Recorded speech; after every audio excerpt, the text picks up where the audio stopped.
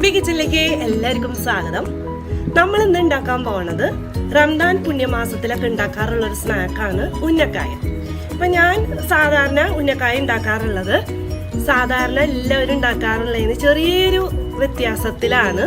അപ്പൊ നിങ്ങൾ അതൊന്ന് വീഡിയോ കണ്ടിട്ട് അങ്ങനെ അല്ലാത്തവര് ഒന്ന് എന്റെ പോലെ ഉണ്ടാക്കണവരൊന്ന് കമന്റ് ചെയ്യണം കേട്ടോ. അപ്പോൾ നിങ്ങൾ ഈ രീതിയിലൊന്ന് ഉണ്ടാക്കി നോക്കി. എനിക്ക് തോന്നിയേക്കണത് ഇതിനൊരു വെറൈറ്റി ടേസ്റ്റ് ഉണ്ട് എന്നാണ്. ഒരുപാട് ഈ ഉന്നക്കായ ഉണ്ടാക്കി നോക്കിയിട്ടുള്ളവരുണ്ടാവും. അപ്പൊ അവരും കൂടി ഒന്ന് ഇതുപോലെ ഒന്ന് ട്രൈ ചെയ്ത് നോക്കണുണ്ടാവും. അപ്പോൾ വീഡിയോ ഇഷ്ടമായെങ്കിൽ ഷെയർ ചെയ്യുക, ലൈക്ക് ചെയ്യുക, കമന്റ് ചെയ്യുക, അതുപോലെ തന്നെ സബ്സ്ക്രൈബും ചെയ്യുക.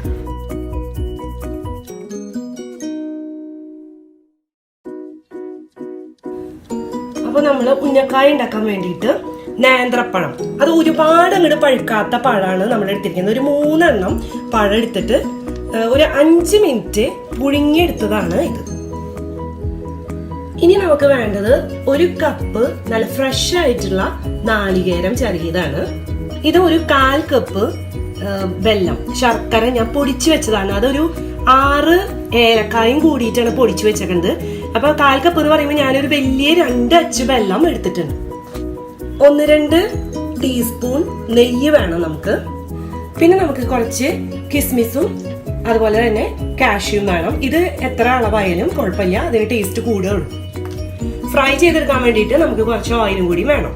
നമുക്ക് ഇതൊന്ന് തൊലി പൊളിച്ചെടുത്തിട്ട് ഇതിന്റെ ഞാരുകളും അതുപോലെ ഇതിന്റെ ഉള്ളിലത്തെ ബ്ലാക്ക് സീഡ്സ് ഒക്കെ ഇല്ലേ, അതൊന്ന് കട്ട് ചെയ്തിട്ടൊന്ന് മാറ്റണം.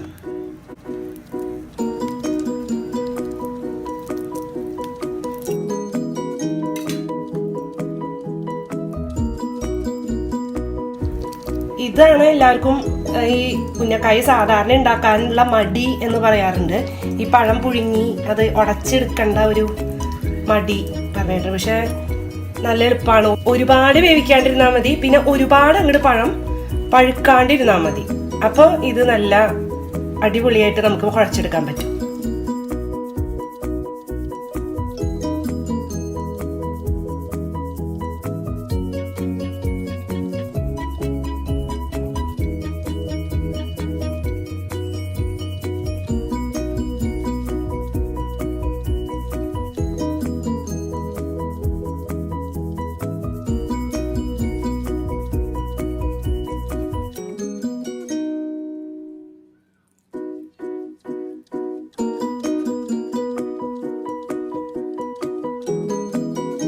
ഇനി നമ്മളിത് ഒരു ഗ്ലാസ്സോ അല്ലെങ്കിൽ ഇങ്ങനെ ഒരു പാത്രം വെച്ചിട്ടൊന്ന് പതുക്കെ ഉടച്ചെടുക്കാം.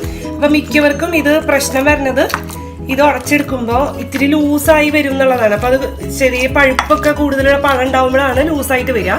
അങ്ങനെ ഉണ്ടാവുമ്പോൾ ചെയ്യാൻ പറ്റിയിട്ടുള്ള ഒരു ടിപ്പാണ്, 1 ടേബിൾ സ്പൂൺ തൊട്ട് 2 ടേബിൾ സ്പൂൺ വരെ അരിപ്പൊടിയിൽ ആഡ് ചെയ്യാം വേണമെന്ന് വെച്ചാൽ. ഇതിപ്പോ നന്നായിട്ട് വരികയാണെങ്കിൽ നമുക്ക് അരിപ്പൊടി ആഡ് ചെയ്യണ്ട. ഇല്ലെങ്കിൽ അത് നമുക്ക് ആഡ് ചെയ്താൽ, അതിന് കൂടുതൽ ആഡ് ചെയ്താൽ പക്ഷേ ടേസ്റ്റ് ഉണ്ടാവില്ല. നമുക്ക് ഇങ്ങനെ ചെയ്തിട്ട് ഒന്ന് കൈ കൊണ്ട് ഒന്ന് കുഴച്ച് നോക്കാം. അതിൽ വെള്ളം കുറച്ച് കണ്ടന്റ് കൂടുതലുണ്ട് വെച്ചാൽ മാത്രം നമുക്ക് സ്വല്പം അരിപ്പൊടി ആഡ് ചെയ്യാം. അപ്പൊ ഞാനിവിടെ കുറച്ച് ഒരു പഴം ഇത്തിരി പഴുത്തതായിരുന്നു നന്നായിട്ട്, 2 പഴം അത്ര അധികം പഴുക്കാത്തതും. അപ്പൊ ചെറിയ കണ്ടന്റ് വാട്ടർ കണ്ടന്റ് ഉണ്ട് ഇതില്. നമുക്ക് നോക്കാം ഇതിലേക്ക് അരിപ്പൊടി ആഡ് ചെയ്യണോ വേണ്ടയോ. ഞാനിപ്പോൾ ഇതിലേക്ക് 1 ടേബിൾ സ്പൂൺ അരിപ്പൊടി ആഡ് ചെയ്തിട്ട് നന്നായിട്ട് മിക്സ് ചെയ്യുന്നുണ്ട് കേട്ടോ.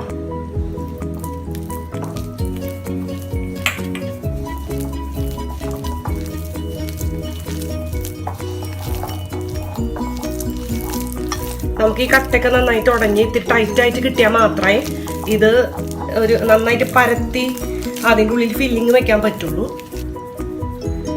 ഞാൻ കയ്യിൽ എണ്ണയൊന്ന് തൊട്ട് അതിങ്ങനെ കുഴച്ചിങ്ങനെ വെച്ചിട്ടുണ്ട്. ഒന്ന് മൂടി വെക്കുക കേട്ടോ. ഇനി നമുക്ക് ഫില്ലിങ് തയ്യാറാക്കാം.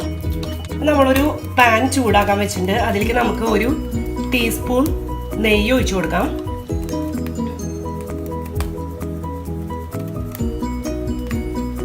അപ്പൊ ഇതിൽ നമുക്ക് ഈ മുന്തിരിയും കാഷ്യൂ ഒന്ന് ഫ്രൈ ചെയ്തെടുക്കണം.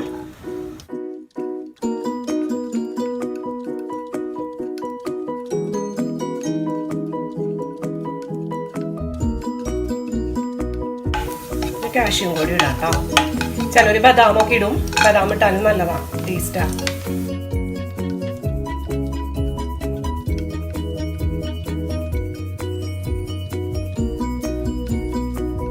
നമുക്ക് ഫ്രൈ ചെയ്തത് മാറ്റി വയ്ക്കാം. ഇതിലേക്ക് നമുക്ക് കോക്കനട്ട് ഇട്ട് കൊടുക്കാം. ഈ കോക്കനട്ട് ഒരു ഗോൾഡൻ ബ്രൗൺ ഷെയ്ഡിലേക്ക് നമുക്ക് ഫ്രൈ ആക്കിയിട്ട് വരണം. അപ്പോൾ ലൈറ്റ് ഒരു മീഡിയം ഫ്ലെയിമിൽ വെച്ചിട്ട് ഇത് ഫ്രൈ ചെയ്തെടുക്കാം. അപ്പോൾ ചിലവര് ഇതിൽ അവല് ചേർക്കുന്നവരുണ്ട് കേട്ടോ. അവല് ചേർത്ത ഒരു പ്രത്യേക ടേസ്റ്റാണ്. അവല് ചേർക്കുകയാണെങ്കിൽ നമ്മൾ കോക്കനട്ട് ഒരു 3/4 കപ്പ് എടുക്കുക, 1/4 കപ്പ് അവല് നന്നായി കഴുകി ഇത് ഫ്രൈ ആയി വരുമ്പോൾ ഇതിൻ്റെ കൂടെ ചേർത്ത് ചെറുതായിട്ടൊന്ന് ഫ്രൈ ചെയ്യാം. അപ്പം ഞാൻ എടുത്തിട്ടില്ല, ഞാൻ കോക്കനട്ട് മാത്രമേ എടുത്തിട്ടുള്ളൂ.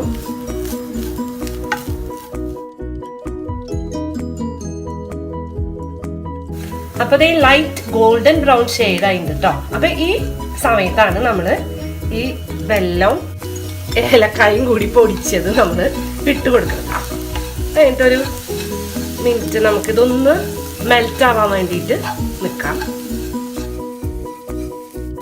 ഇനി നമുക്ക് നമ്മൾ ഫ്രൈ ചെയ്ത് വെച്ചിരിക്കുന്ന നട്ട്സും ആ മുന്തിരിയും കൂടി ഇട്ടിട്ട് മിക്സ് ചെയ്തിട്ട് നമുക്ക് ഓഫ് ചെയ്ത് വെക്കാം. അപ്പോൾ ഇതൊന്ന് കൂളാവണം കേട്ടോ, എന്നാലേ നമുക്ക് ഫില്ലിങ് ശരിക്കും സുഖമായിട്ട് നിറയ്ക്കാൻ പറ്റുള്ളൂ. നമുക്ക് കയ്യെ ഒന്ന് ഓയിലൊന്ന് ടച്ച് ചെയ്തിട്ട് ഇതിന് ഒരു നാരങ്ങേരൊക്കെ വലിപ്പമുള്ള ഓരോ ഉരുളെടുത്തിട്ട് ഒന്ന് നന്നായിട്ടൊന്നൊരു ബോൾ പോലെ ആക്കിയിട്ട് കയ്യിൽ വെച്ചൊന്ന് പ്രസ് ചെയ്തിട്ട്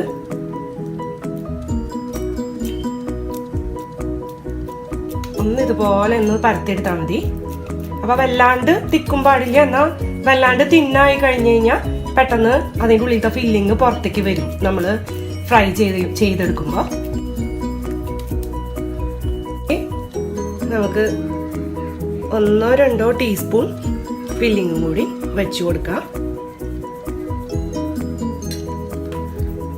എന്നിട്ട് പതുക്കെ ഇങ്ങനെ ഒന്ന് മടക്കി കൊടുക്കാം.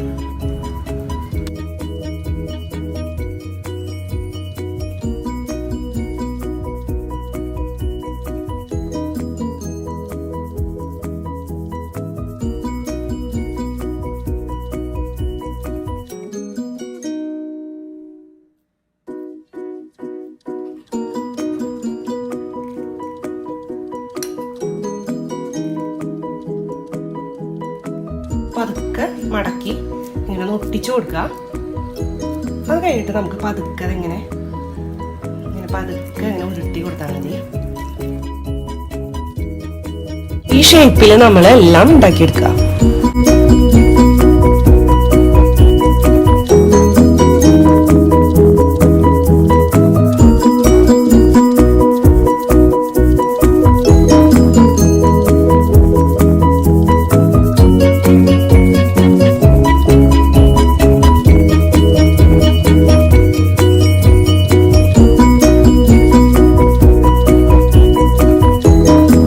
അപ്പൊ എണ്ണ നന്നായി ചൂടായിട്ടുണ്ട്. അപ്പൊ എണ്ണയിലേക്ക് നമ്മൾ ഇട്ടിട്ട് ഓരോന്നിട്ടിട്ട് ഫ്രൈ ചെയ്തെടുക്കാം. അപ്പൊ ഫ്രൈ ചെയ്തെടുക്കുമ്പോൾ എന്താ പറയാ, ഒരു മീഡിയം ഫ്ലെയിമിൽ വെച്ചിട്ട് നമുക്ക് ഫ്രൈ ചെയ്തെടുക്കാം. പിന്നെ വല്ലാണ്ട് അത് വേവൂല, എന്താന്ന് വെച്ചാൽ ഉള്ളിലും വെന്തതാണ്, പുറത്തും പഴം വെന്തതായതുകൊണ്ട് കുറച്ച് നേരം മാത്രമേ ഫ്രൈ ചെയ്തെടുക്കണ്ടൂ.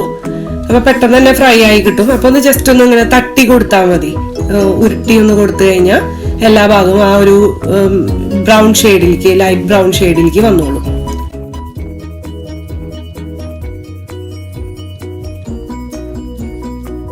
അപ്പൊ ഇത് ഏകദേശം ഗോൾഡൻ ബ്രൗൺ കളറായിട്ട് വന്നിട്ടുണ്ട്. അപ്പൊ നമുക്ക് പതുക്കെ ഇത് എണ്ണയിൽ നിന്ന് കോരി മാറ്റാം.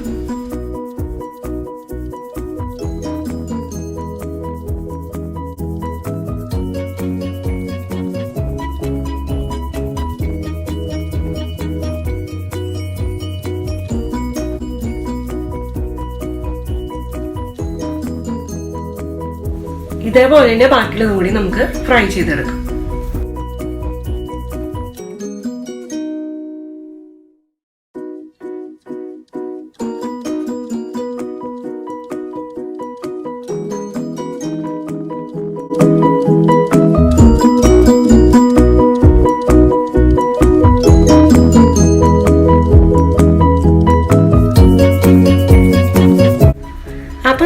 ഉന്നക്കായ ഉണ്ടാക്കിയത് കാണില്ലേ, ചെറിയ വ്യത്യാസമല്ലേ. നമ്മളിവിടെ കോക്കനട്ട് ലൈറ്റ് ഗോൾഡൻ ഷെയ്ഡിൽ ഫ്രൈ ആക്കിയതിന് ശേഷമാണ് നമ്മൾ ഈ ശർക്കര ഉരുക്കി ചേർത്തത്. സാധാരണ എല്ലാവരും കോക്കനട്ട് നമ്മൾ ശർക്കര പാനിയിൽ വിളയിച്ചെടുക്കുക, അങ്ങനെയാണ് ചെയ്യാറ്. അപ്പൊ ഇങ്ങനെ ഉണ്ടാക്കി നോക്കുമ്പോൾ ഒരു പ്രത്യേക സ്വാദാണ്. അപ്പൊ ഇതേപോലെ എല്ലാവരും ഉണ്ടാക്കി നോക്കാം. അപ്പോൾ അടുത്ത തവണ നമുക്ക് ഒരു അടിപൊളി റെസിപ്പിയുമായി കാണാം. ബൈ.